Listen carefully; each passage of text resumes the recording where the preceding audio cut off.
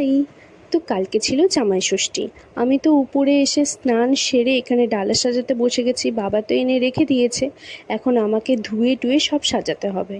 তো তারপরে সাজিয়ে এই তিনটেকে দেখো যত বড় হচ্ছে, এত পাঁচি হয়েছে কি আর বলি। তারপরে স্নান সেরে নতুন জামা পরে চলে গেলাম মন্দিরে। আমার বাড়ির সামনেই মন্দির আছে, তো ওখানেই আর কি ষষ্ঠী পুজো হয়।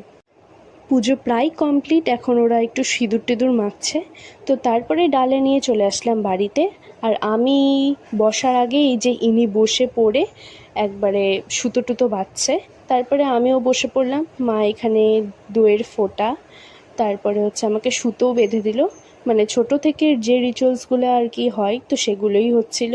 তারপর একটু ব্রেকফাস্টও করে নিলাম, দেন আর কি একটু ছবি টবি তুলছিলাম। দেন সন্ধেবেলা এটা চালিয়েছিলাম। এটা কি বলতো, প্রেত কথা। ইদানিং এত অবসেসড হয়ে পড়েছি যে আমাকে দেখতেই হবে একটা এপিসোড।